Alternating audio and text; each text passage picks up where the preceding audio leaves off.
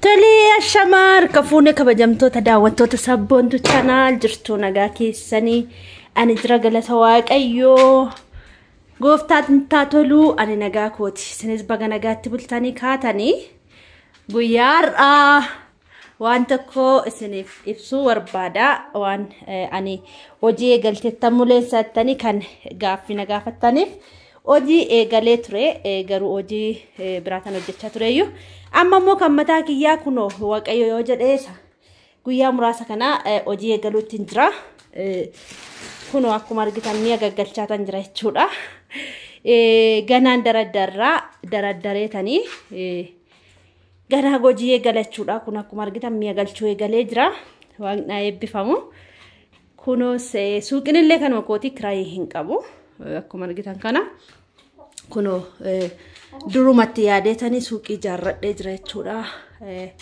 kana fakkaata isinis immoo ijoolleen biyya harabaa yeroo hojii hojjettan maaliif akka hojjettanis beekuu qabdu ka'umsi keessaneessaa ga'umsi keessanis immoo eessatti akka dhaabbatu beekuu qabdu jechuudha maaliif yoo isin gaafa kaatan gaafa ka'umsa keessanii yoo isin iddoo akkasiin gaattanii karoorfattanii yaaddanii kaayyoo keessan sana qabattanii deemtanii gaafa ga'umsa keessanii immoo iddoo geessanii beektu jechuudha maaliif ka'umsi keessanii hojjedheetanii maallaqa qabadheeni galee biyya kootti hojii tokko hojjedhee jiraadha jireenya fooyyaan jiraadha jettaniitu kan isinii kaatanii jechuudha gaafa ga'umsa keessanii immoo ga'umsi keessan hojjettanii milkaa'uudha jechuudha gaafa milkooftan immoo iddoo sana geessaniitu jechuudha milkaa'ina jechuun immoo yoo isin jabduu taatanii cimtuu taatan inuma milkooftu jechuudha ana amma dhugaa dubbachuudhaaf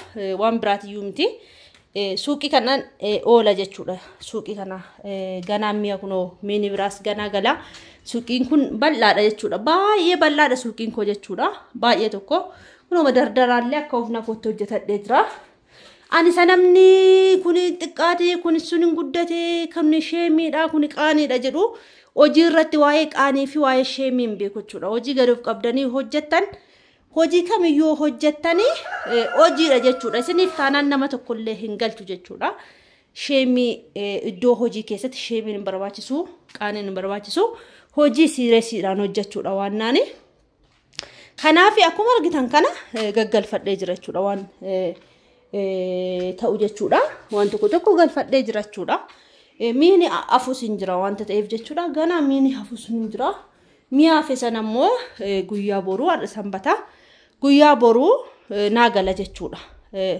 akkuma argitan kana kuno miinonni mokoroonii ruuzii wanti kuntaalaan galuu ganaadhuma akka ufna kootti nan galfadha jechuudha yeroo duraatiif jechuudha garuu immoo yeroo duraatiif akkasitti gaggalchee jira yeroo lammataatiif immoo sirriitti itti ilaalee galcha jechuudha kana fakkaata namni hojiidhaaf kutannoo qabaatu malee wanti hojjetamne tokkollee hin jiru jechuudha kanaaf kunoo waaqayyo yoo jedhe kunoo hojii eegaluutti jira naaf gammadaa siniin jechuu barbaada akkuma argitan kana wanti tokko mataa isaa kunoo galee jira jechuudha mataansaa suuqiidha amma humna kooti ganaa kookaanillee mirindaanillee ispiraayitiin saaxinii isaatiin galeen dhaabbatachuudha ruuzii buna kuntaalaan jechuudha ruuziidha buna ataraa shumburaa baaqilaa misiraa waan baay'eetu naafachuudha waan baay'ee naafa kun mataashii makiinarra bubbuufanne jechuudha Addis Ababa irraa yookiin immoo Finfinnee irraa akkana gaduun barbaadanii ijoolleen jiru ijoolleen shufeeronni jechuudha isaan tunu galchaa jechuudha abbaan biiftuu faana deemee galchaa jechuudha akkuma argitan kana kunoo waaqayyo yoo jedhe hojiin eegalamuutti jira jechuudha amma hufna kooti suuqii kana guutuun ayyaala maa turtee otoo hojiin eegaliinii kan jedhuuf gaaffii baay'een natti dhufaa tureeyyuu namni waan tokko mijeeffatu malee zimmeema tuf jedheema hojiitti yoo gale birrii abaakkanuu ta'a Ani immoo itti ilaalee suuqii koo sirreessee suuta jedhee taragagga'ee haala suuqii haala biyyaa haala safara keessaa ilaalee maal takka deemu ilaalee san itti seene jechuudha. Maal takka deemu maal takka gurguramu maal takka ka'wasi ilaalee san itti seene jechuudha. Suuta ina xannaa ture kana fakkaata. Kana waaqayyo jedhee sinis immoo kadhannaa keessanii na biraa dhaabbadha. Akkas fakkaata naaf kadhadhaa sinis akkuma amantii keessanitti kana hojiidha jedhanii as keessa ooluun iyyuu waan tokko jechuudha. Hojiidha jettanii yeroo baatanii galtanii as ooltanii iyyuu namatti tola. Yeroo ani qeema koo keessatti kiraayii hin qabu. Biyya keessatti kiraayii kanfalanii yeroo hojjetan xiqqoo nama rakkisa. Kiraayii hin qabu waanta ta'eef jechuudha. Kiraayii isaatu xiqqoo nama rakkisa jechuudha. Kiraayiin isaa waan nama rakkisuuf kan immoo kiraayii waan hin qabneef amma tokko rakkoo tokko iyyuu hin qabu jechuudha. Kana fakkaataa daawwattoota keenya kunoo waaqayyo jedhee hojii eegaluutti jira.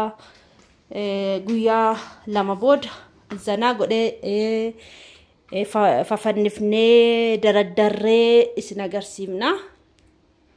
Kun akka humna kootti madardaraallee hojjechiiseera jechuudha. Madardaraan suuqii akkanumatti hojjetama jechuudha.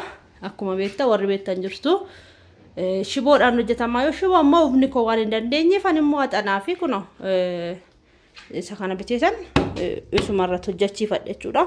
Miini amma fakkeenyaaf as gubbaa taa'aa jechuudha. Asirratti daraddarama. Kun akkuma argitan kana asirratti daraddarama jechuudha. Suuqiin koo immoo baay'ee tokko bal'aadha jechuudha. Bal'ina qaba. Baay'ee bal'aadha. Kana fakkaata. Kana isiniin jechuu barbaada, isiniif ibsuu barbaada. Waaqayyo haa eebbifamu, waaqayyo haa galatoomu. Amma miini ganaayyuu yoo galeyyuu waan tokko inuma hojjetama. Waan alas jijjira miini wanti dhufee dhaabbatee jira. Kana isiniin jechuu barbaada, isin ibsuu barbaada. Hojii eegaluun waan tokko kana isin ibsuuf hin dhufee. Isinis immoo waaqayyo isin haa gargaaru. Birrii keessan harkatti qabadhaa galaati. Hojii wanti hojjetamne tokko illee hin jiru. Ani nama cimaa waan hin biraa qabuufanii akkasitti hin cimee nama cimaa tokko yoo qabaattanis immoo hin cimtu jechuudha. Garuu immoo nama cimaa tokko biraa waan hin qabnetti maallaqa keessan harkatti qabxaa'uma keessanii cimtuu ta'a. Gaafa isin cimtuu taatan namni isin biraallee hin cimaa jechuudha. Namoonni birrii keessanii kanaan godhi sanaan godhi jettanii biyya arabaa teessanii gara biyyaatti ergitanii amma yeroo kanatti birriin dhiyoo dhufe hin taa'u lafa ofiin hin taphatina. Birruma keessan qabadhaa. Ebelu nan jaaladhaa. Ebelu akkasii maal kootiin yeroo kanatti hojjetu birrii keessan qofa qabadhaa. Maallaqa keessan harkatti yoo qabattan isiniif gaariidha.